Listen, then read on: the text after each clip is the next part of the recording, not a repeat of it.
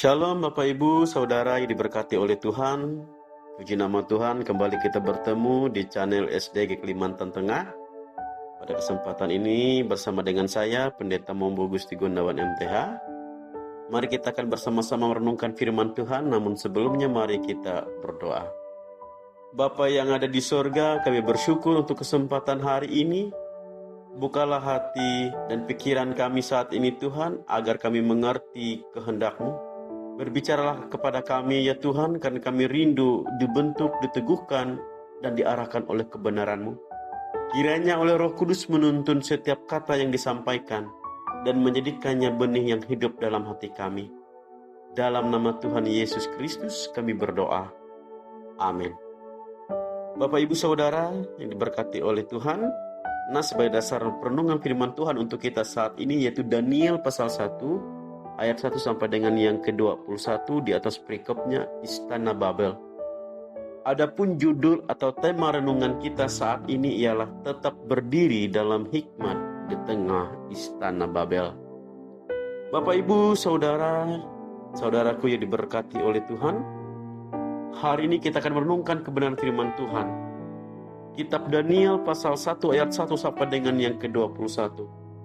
Ini adalah kisah tentang 4 pemuda yang hidup di tempat asing, jauh dari rumah, di bawah pemerintahan asing, dan harus menghadapi tekanan untuk menghadapi kompromi dengan nilai-nilai dunia. Tapi yang luar biasa, mereka berdiri teguh dan Allah memberkati mereka dengan hikmat, keberanian, dan dampak yang besar. Oleh sebab itu Bapak Ibu Saudara, mari kita lihat hal pertama, yaitu latar belakang sejarah Istana Babel. Ayat pertama, kitab Daniel mencatat bahwa Nebukadnezar, Raja Babel, datang ke Yerusalem dan mengepungnya. Babel bukan sekedar kerajaan besar, tetapi juga simbol dari kekuatan dunia yang arogan, penuh kemegahan, dan sekaligus penyembahan berhala. Istana Babel bukan hanya pusat pemerintahan, tetapi juga pusat pendidikan, kebudayaan, dan politik dunia saat itu. Raja Nebukadnezar bukan hanya penguasa militer, tetapi juga tokoh yang sangat cerdas dan strategis.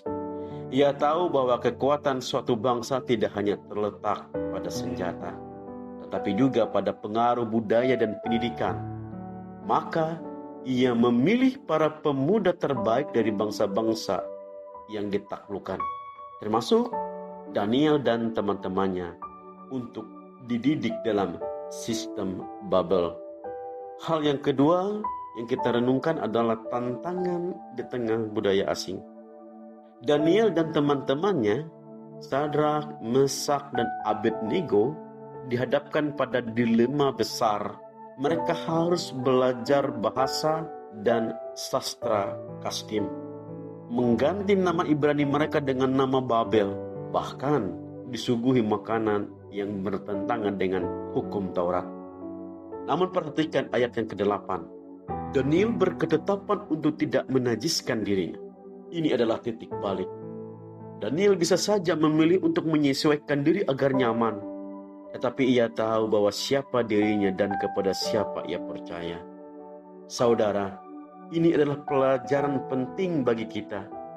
Kita hidup di zaman yang seringkali menekan kita untuk menyesuaikan diri dengan nilai dunia, entah dalam pekerjaan, media sosial, bahkan dalam pendidikan dan politik.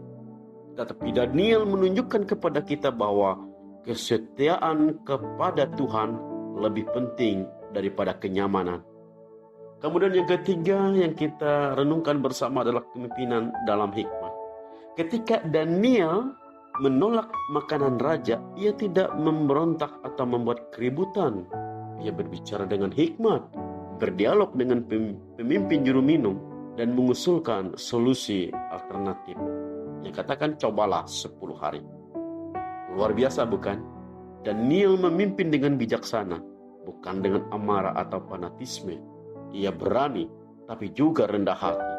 Ia bersikap tegas, tapi juga penuh hikmat. Dalam dunia hari ini, baik itu di kantor, keluarga, gereja, atau pemerintahan, kita butuh pemimpin seperti Daniel yang tahu batas antara kompromi dan prinsip, yang mampu berbicara kebenaran dengan kasih, dan yang memilih solusi daripada konfrontasi. Dan hasilnya, ayat yang ke-17 berkata, kepada keempat orang muda itu Allah memberikan pengetahuan dan kepandaian tentang berbagai-bagai tulisan dan hikmat. Bahkan Daniel diberi karunia untuk mengerti penglihatan dan mimpi. Ini menunjukkan bahwa hikmat ilahi datang kepada mereka yang menghormati Tuhan. Kemudian yang keempat, Bapak Ibu Saudara, relevansi zaman sekarang, hari ini, dunia kita mirip seperti Babel, penuh daya tarik, penuh tekanan, dan penuh kebingungan moral. Dunia menawarkan kemegahan tetapi menuntut kompromi. Disinilah kita dipanggil untuk menjadi Daniel masa kini. Ketika kita berada dalam dunia kerja, tetap jujur walau ada tekanan untuk manipulasi. Ketika dalam keluarga, jadi teladan rohani bagi generasi muda. Ketika kita dalam masyarakat, hadir dengan hikmat dan suara kasih di tengah konflik dan polarisasi. Berada dalam pelayanan, memimpinlah dengan karakter, bukan sekedar karisma. Tuhan tidak mencari orang pintar atau berpengaruh, tetapi orang yang bersedia hidup kudus dan bijaksana. Jika kita setia seperti Daniel, maka Tuhan juga akan memperlengkapi kita dengan hikmat untuk menjadi berkat dimanapun kita berada. Akhirnya Bapak Ibu Saudara yang diberkati oleh Tuhan, Daniel dan ketiga temannya akhirnya ditempatkan dalam istana raja. Bukan karena mereka kompromi, tapi karena mereka setia dan bijaksana.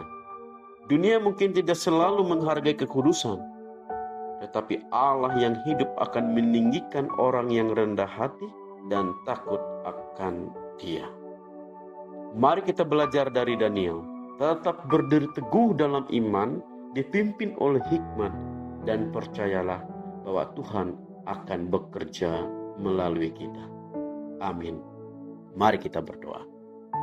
Tuhan yang maha bijaksana, terima kasih untuk firman-Mu hari ini yang mengingatkan kami bahwa di tengah dunia yang penuh tekanan dan kompromi, Engkau memanggil kami untuk tetap setia seperti Daniel.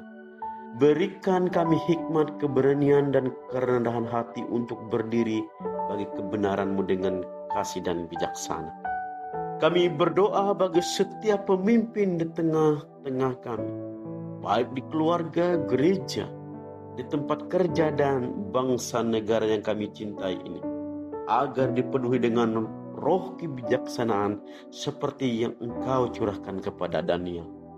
Mampukan kami menjadi terang dan garam, menjadi suara yang membawa damai, bukan perpecahan. Pimpinlah langkah kami, dan pakailah hidup kami menjadi alat-Mu yang mulia. Dalam nama Tuhan Yesus Kristus kami berdoa. Amin.